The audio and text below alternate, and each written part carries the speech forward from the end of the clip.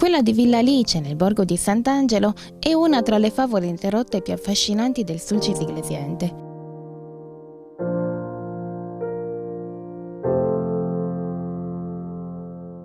Inserita in un contesto montuoso a dir poco mozzafiato, quasi a metà strada tra Iglesias e Flumini Maggiore, compare tra le curve non appena si supera il passo di Genna Bogai, anticipata da una cancellata decorata con 2 angeli e da una facciata interamente ricoperta di rampicante con la scritta Sant'Angelo, un tempo ben in vista, ora anch'essa nascosta dai tralci verdi.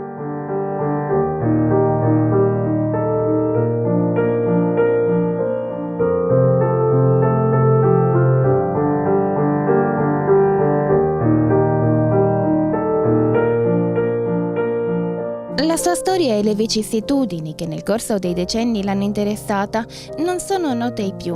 ma il fascino della villa rimane intatto nonostante l'incuria del tempo.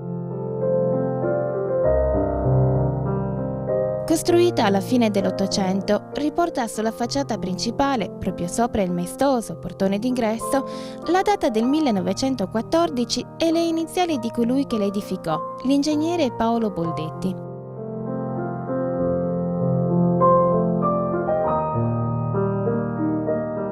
Appartenuta all'impresa mineraria Sant'Angelo, di proprietà della famiglia del pittore Amedeo Modigliani, si divide su 3 livelli, nei quali si dipanano una serie di stanze che si rincorrono e si incrociano in una sorta di labirinto in cui è possibile perdersi.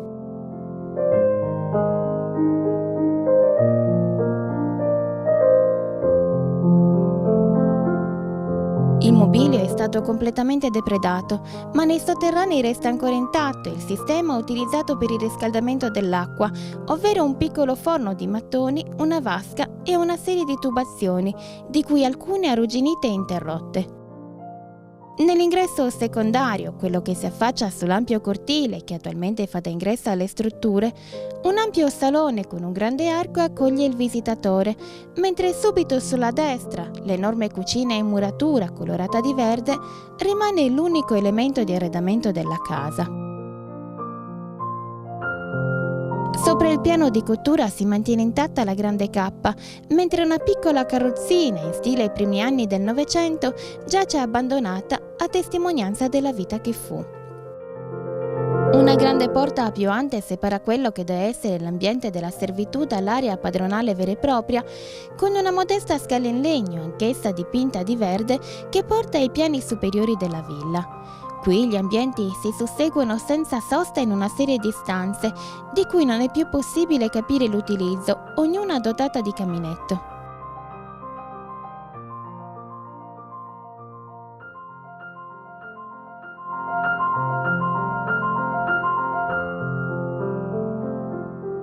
La storia dei fasti di questa villa di campagna si percepisce nel labirinto intricato di queste stanze, nei suoi tetti cadenti di canne, nell'eleganza delle sue grandi finestre, nei resti di colore dei suoi intonaci, in uno splendore che sa di antica opulenza.